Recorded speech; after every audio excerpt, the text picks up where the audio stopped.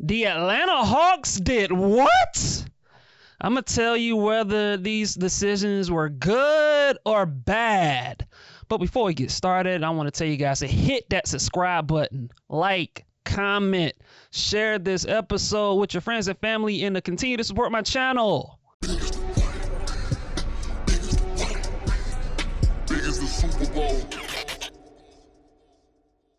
The Atlanta Hawks had quite the week, let's just say. Let me just backtrack for a little bit when it comes to what the Atlanta Hawks did and actually tried to do, over the past, few days or so. And so, look, apparently the Atlanta Hawks went after Brandon Ingram. Apparently it was they were neck and neck with the Toronto Raptors as far as trying to get Brandon Ingram in. The Atlanta Hawks fell short of that, signing. The Brandon Ingram went to the Toronto Raptors. And along with that, apparently the Atlanta Hawks were at least calling or somewhat interested in Paul George. They were also, interested. They called the Phoenix Suns about Kevin Durant, even though I'm sure pretty much almost every team in the league called about Kevin Durant at the deadline. But the Atlanta Hawks were also reportedly one of those teams, and so that happened. And they made some trades. They made some moves at the deadline.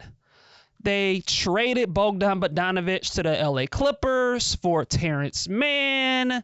And they made the big move, the shock of all shocks. They traded DeAndre Hunter.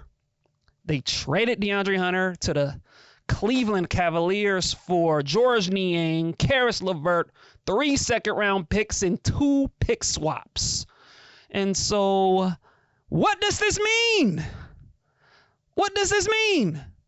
Why did the Atlanta Hawks make these moves? What do they mean for the future? What do they mean for the now? What do all of these moves mean? What happened with Brandon Ingram, and what does this mean that the fact that the Hawks didn't get him? What does this mean that the fact that the Hawks didn't get Paul George or Kevin Durant or whoever? Well, I'm gonna tell you. And let me start. I'm gonna start with what the Hawks could not do. I'm gonna start with that first, and I'm gonna start with the Brandon Ingram pursuit. And I'm gonna be honest. I'm hurt. I'm actually kind of hurt that the Atlanta Hawks didn't get Brandon Ingram. And I'm not even mad at the Atlanta Hawks front office for not outbidding the Toronto Raptors for Brandon Ingram. I'm not mad at that because I understood why they couldn't get him. But man, Brandon Ingram would have been a really nice fit for this team. He would have been a really nice fit for this team. I said on the maybe the last episode or maybe the episode before that I thought the Atlanta Hawks needed some scoring and shooting and a little bit of, offensive creation. And you got a guy like Brandon Ingram who's 6'9", long, lanky, athletic, can score 22 to 25 points a game, can get you buckets, can pass it a little bit. I really, really, really thought this man would have been a really good fit, on this team next to Trae Young and Dyson Daniels and Onyeka Okongwu and even a Jalen Johnson when he's healthy. I really thought that Brandon Ingram would have been a really good fit. And it didn't happen. The Toronto Raptors ended up scooping him up, and I'll be honest, maybe people might want to criticize me for being jealous, but I don't get why the Toronto Raptors wanted Brandon Ingram. I'm sorry, I'm just baffled, I'm confused. You're 16-35 for crying out loud, Toronto. Why do you want Brandon Ingram? I'm sorry, but I'm a little baffled by Toronto's interest, but they ended up getting him, and the Atlanta Hawks did not get Brandon Ingram. And so that was that. And like I said previously, they also were interested in Paul, seemingly at least. I don't know how interested the Hawks were in Paul George, but they reportedly, they seemed like they at least called on Paul George. And they called on Kevin Durant. And so overall, I think the fact that the Hawks were so going hard reportedly after Brandon Ingram, and they seemingly at least had a phone call about Paul George, and they at least talked Kevin Durant trades. Kind of tells you what type of player the Atlanta Hawks are looking for, and that's that 6'7" to 6'8" wing forward type who can score and get buckets. And judging by the fact that they did trade DeAndre Hunter, who I'll get to in a few moments, it makes sense for them to target that type of guy because they do need scoring, not just for this season, but even in the long run. Like they need a half-court creator who can take some pressure off Trae offensively, because Trae is having to do so much for this team, scoring and passing and setting people up. And most importantly, you got to have a guy with size, because with the way the Atlanta Hawks are trying to build their roster, they're prioritizing size on the perimeter. The 6'6", 6'7", 6'8" guy, which is so important if you're trying to continue to build around Trae Young, who's a 6'1" guard. And so I think that's my takeaway from the moves that the Atlanta Hawks did not do. Now, for the moves that they actually did make, let me get into that. And so, like I said, they traded Bogdan Bogdanovic to the Clippers for Terrence Mann. And I actually like that move. I actually like that trade. When that trade happened, I was happy. I was pretty happy about that move. Look, it's been obvious. Bogdan Bogdanovic's days as an Atlanta Hawk were numbered. And look, I appreciate Bogey and what he's provided over the years. I was very excited when Atlanta signed him as a free agent, which is now about 4.5 years ago or so, something like that. Around December 2020, January 2020, was about a little over 4 years ago.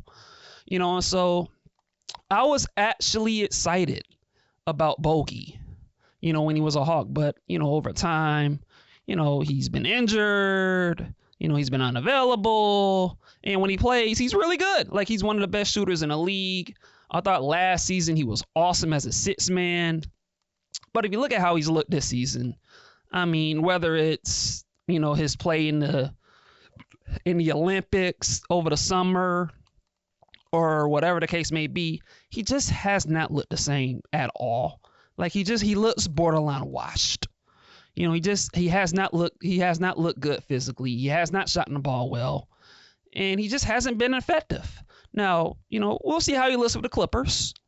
I think the Clippers made a nice little gamble, and so we'll see how he looks. A healthy version of Bogey would help the Clippers, and so I get it on that end, and for the Clippers and why they didn't. For the Hawks, you got a guy on Terrence Mann who, look, he's another guy. He's had another not so great year for the Clippers, even though I think when it comes to Terrence Mann, I think the reason he hasn't been as good with the Clippers this season is just role-based. Like, you kind of look at their team, they have a lot of guards. Previously they had Russell Westbrook, and then they've had James Harden, and they've had Norman Powell, and they had Kevin Porter Jr. I think he was there. They had Chris Dunn, and so it's a lot of guards, and he kind of got lost in the shuffle a little bit.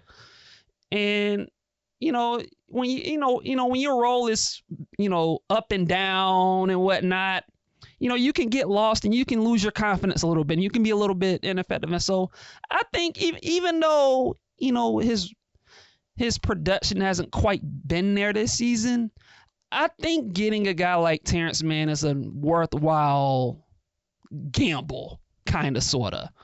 You know what I'm saying? He's a guy that can defend. He 6'5", he's long, he's stout, big, can guard at the point of attack.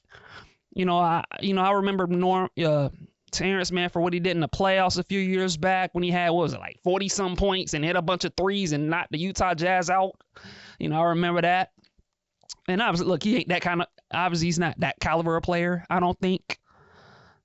But I think he's a good, useful player on a team that needs bodies, and just they need, especially right now, They need bodies, they need depth, and I think he helps with that. And look, over the next couple of years, now that he's under contract, he can spell Dyson Daniels, on the perimeter on defense. Like when Dyson Daniels sits, Terrence Mann can come in and spell him and provide an impact on the defensive end of the floor.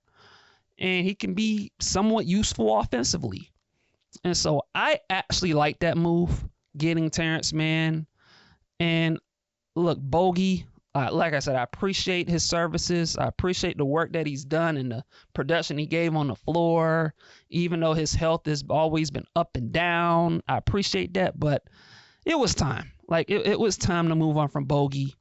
He's a little older. I think he's 32, going to be 33. And so I support that move. Now, the other move, trading DeAndre Hunter, I did not see that coming.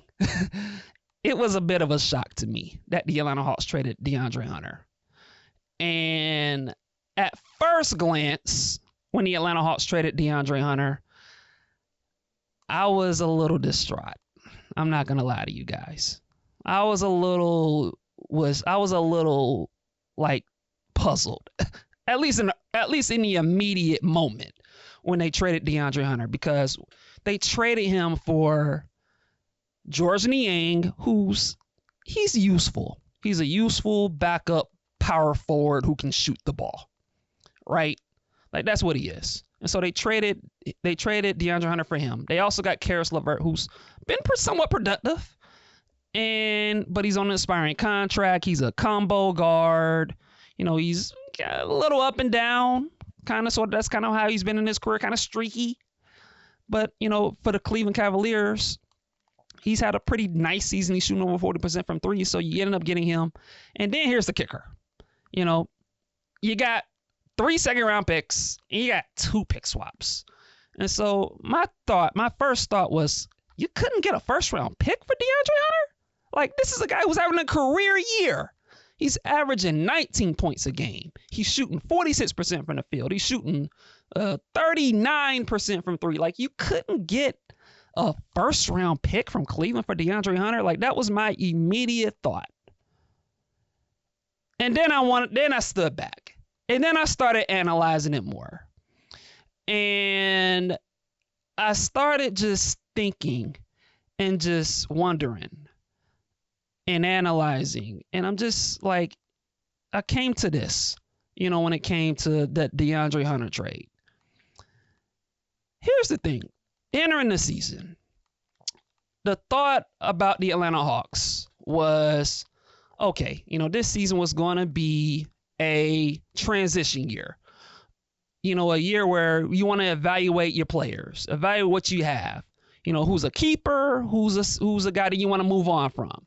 And at that time, which is around 5 months ago, I don't think anyone expected DeAndre Hunter to have the season that he's having now. Like, I didn't expect DeAndre Hunter to be this good this season. And at the time we thought that the keepers on the team was Trae Young, it was Jalen Johnson, it was Dyson Daniels, it was the rookie Zachary Richardson, and to a lesser degree, Onyeka Okongwu. Like, those are the key building blocks that you want to, that you're hoping and envisioning being a part of the next great Atlanta Hawks team. We never really considered, at least most Hawk fans, never really considered DeAndre Hunter to be that. And so he has this breakout year, and he does look awesome, especially for 2.5 months. But here's the kicker. Before his awesome season happened, he was also injured. He played the first 2 games of the year, and then he sat out 10 games with knee tendonitis. And whenever you hear knees with DeAndre Hunter in the same sentence, Hawk fans, including myself, get a lot queasy, because we know what that means. It means that DeAndre Hunter is likely going to have some type of surgery or procedure, and he's usually going to miss about 4 to 6 weeks. Like, that's how it usually is with DeAndre Hunter and when it comes to his health. And I think the reality for DeAndre Hunter is, yes, he's been great. And yes, he's been a huge contributor to this team. But he's also has not been durable. And that's arguably been the most frustrating thing with DeAndre Hunter. It's just the health and just the lack of longevity and and just not being durable. And look, I've had a standard rule when it comes to athletes that are consistently hurt. And that rule is, if you're consistently hurt in your mid-20s, you're never going to not be hurt.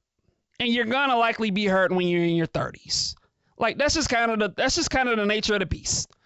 Like Zion Williamson, and I don't want to pick on Zion Williamson, but the reality for Zion Williamson is he's always hurt.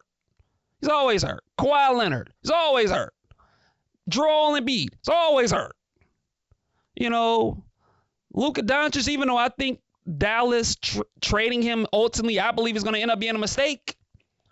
But the reason they traded him is because they're fearful that because Luka can't keep himself in shape, that ultimately he's always going to be hurt. And so I just think the Atlanta Hawks, I think the reason the Atlanta Hawks ended up selling high on DeAndre Hunter is, I think, number one is, I think the Hawks looked at this season and they looked at the fact that Jalen Johnson's out for the year, and the Hawks just looked at, and the Hawks have been struggling. I think they've lost like 9 out of 10 or 9 out of 11 or something like that. I might be wrong about that, but they've been on a downward spiral.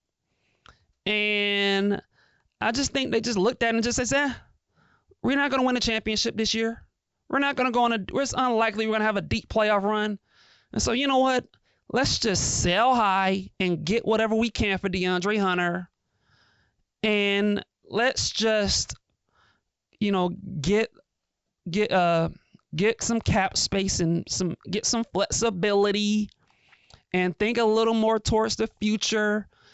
Because look, man, with DeAndre Hunter, this is as high as his value is ever going to be. And if he's injured again and he's hurt again, or if he's not as good like he's been now, and look, with DeAndre Hunter, you look at his production since the month of January, he's shooting 40% from the field and 32% from three. Like, that's how he's been in the month of January, since January. And I don't think it's all his fault, but it kind of shows you that, maybe his shooting wasn't all that real. You know what I'm saying? And so and maybe if you kept DeAndre Hunter too long, maybe you don't get what you were hoping to get for him, and maybe you would have been stuck with them. And I think there's a little bit of that fear factor with the Hawks when it came to DeAndre Hunter, and that's just the lack of durability. So I think the lack of durability, I think, is a concern, and I think the Hawks are just like, this guy's, we never know that we don't know whether this guy's going to be healthy, when he's going to get hurt again. And so I think the Hawks just looked at his durability concerns. I think the Hawks maybe just looked at his production at, maybe his production is just him being on a hot streak, as opposed to him being, this is who he really is as a player, which, look, I think DeAndre Hunter is good, and I think he's going to fit really well in Cleveland. But, one has to wonder, like, this is the guy who's having the best shooting year of his life. Like, is this the real DeAndre Hunter? So I think there's a little bit of that.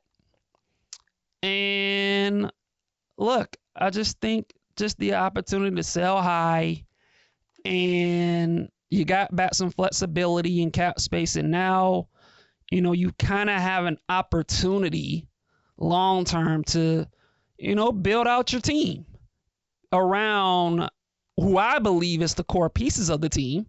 And I'm talking about Trae Young and Jalen Johnson, who's, get well soon, Jalen Johnson, because, man, you were having a hell of a season, and I miss you, and I miss your production and your ability on the floor. And so get well soon, Jalen. But we're talking about Trae Young and Jalen Johnson and Dyson Daniels and Zachary Richardson and Onyeka Okongwu, who hey man, shout out to Onyeka. I mean, look, the Hawks have been struggling, but ever since he's been a starter, and quite frankly, even before he was a starter, like really, if we're just being honest, like ever since like late December, Onyeka's been awesome. Like really, he has been flat out awesome.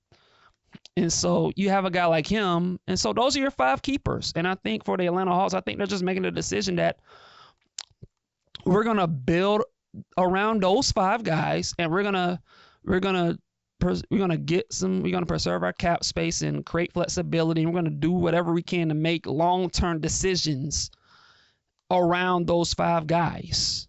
And we don't think DeAndre Hunter is a part of it, especially also considering we drafted Zachary Reggies, who plays DeAndre Hunter's position. And if you look at how Zachary Reggies has played, especially over the last week or week and a half, you know, he recently had a 30-point game against these Cleveland Cavaliers that DeAndre Hunter is going to be playing for. And so he had a 30-point game against the Cleveland Cavaliers. He had I want to say, a 17-point game against the Pacers. And he had another, I want to say, like 17, 18-point game against the Pistons. And he's knocking down his threes, and he's looking more confident on the floor.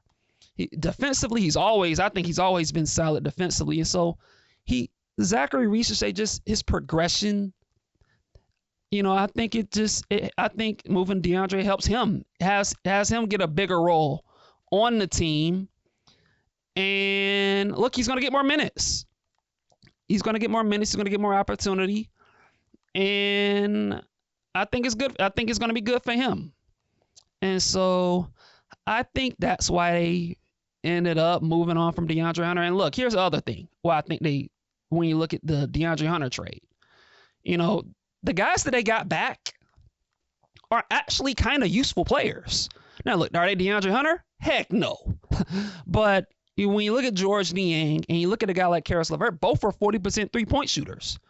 You know, George Niang at the 4. And look, anyone who's been watching the Hawks lately, the power forward position is a disaster without Jalen Johnson, with him being out. Like, it's just a disaster. And when you just look at the Atlanta Hawks overall, they just don't have bodies. We just don't have a lot of bodies. And if you look at the game against the Spurs the other night, that the Atlanta Hawks lost 116-115, the Atlanta Hawks just did not have enough. They lost that game because the Hawks just don't have enough bodies. I mean, Trae Young was playing 43 minutes. You know, you had Dyson Daniels was playing almost 40 minutes. You had DeAndre Hunter. You had Onyeka Okongwu.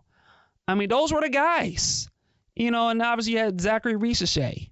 And then after that, you know, it just gets rough. I mean, it's Garrison Matthews. It's Vit Krejci. It's Larry Nance. You know what I'm saying? It's, I'm losing my train of thought. I mean, you got a couple of G League guys that are playing, getting rotation minutes. Barlow, you know, him, you know, he's playing, and I actually think he's been pretty decent. I kind of like his game, by the way. Don Barlow, that's his name.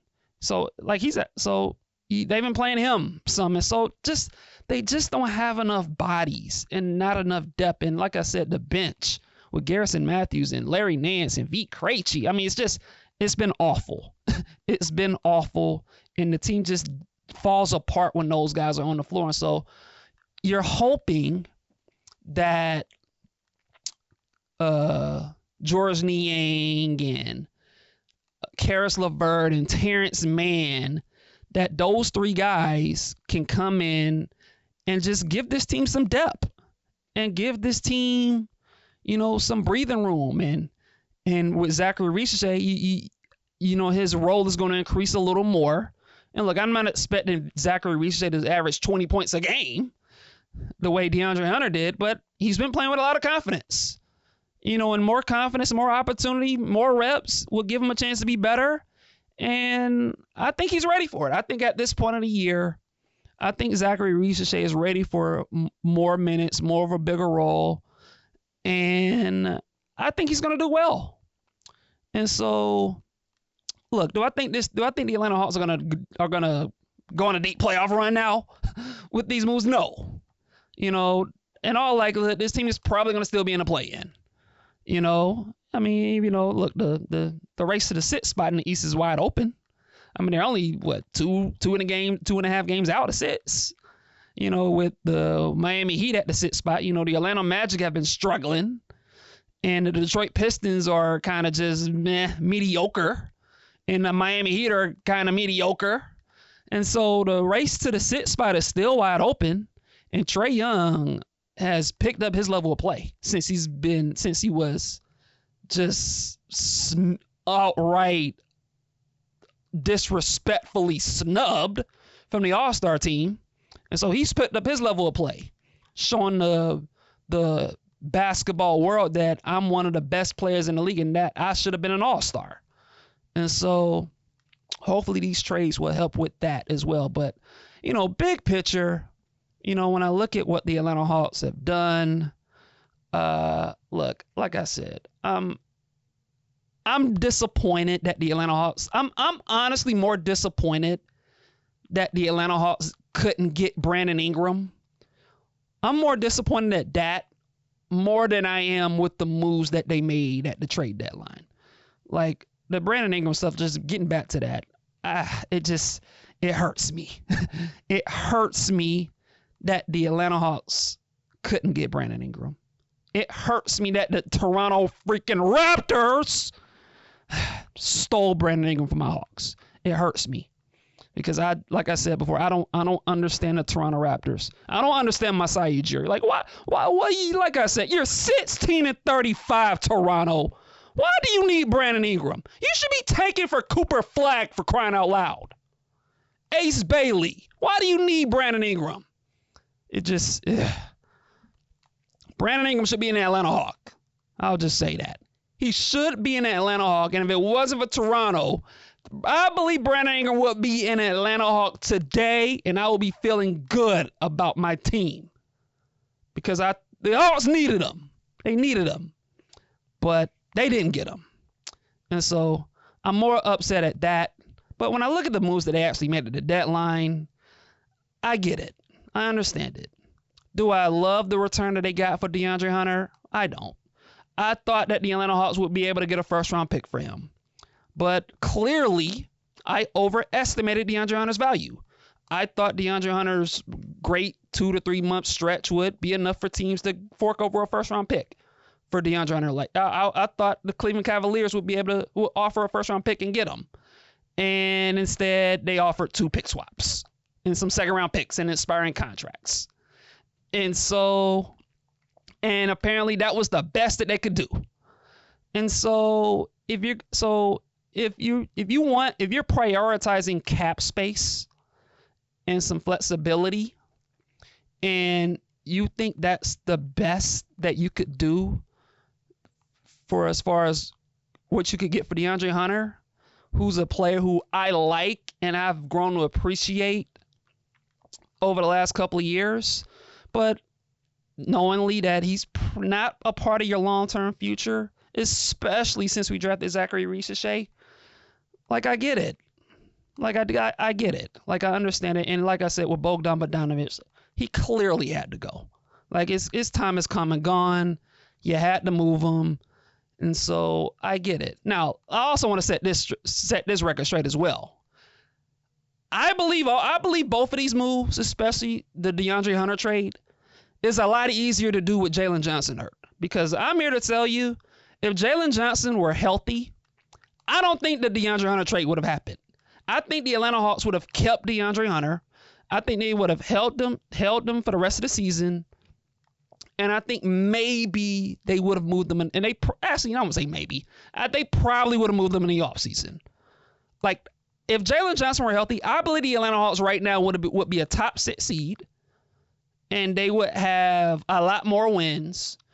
And I don't think the Hawks would have moved DeAndre Hunter if Jalen Johnson were healthy. And I think that's just kind of where it is. And I think just with Jalen Johnson being hurt and out for the season with his shoulder, torn labrum issues, I think moving DeAndre Hunter is just easier and a lot more justifiable to do. And so I understand the premise of what the Hawks did. And look, man, we'll see what happens for the rest of the season. I still think the Hawks have done enough to where I think they'll finish at least in the play-in. Like, I don't think this team, at least barring injury, of course, and knock on wood, hopefully everyone stays healthy. But barring injury, I think this team should stay in the play-in.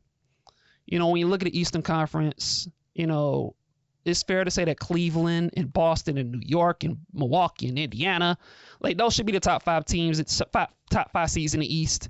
And then I think from 6 with Miami and Orlando and Detroit and Atlanta, those 4 teams are going to be battling out for 6 to 9. And then you have, I think Philadelphia is going to catch Chicago. So I anticipate Philadelphia being the 10th seed in all likelihood, especially since they got Joel Embiid healthy and you got, Tyrese Maxey. And so I think Philadelphia is going to they're going to be the 10th seed. And so, I anticipate all of that happening, and, we'll see.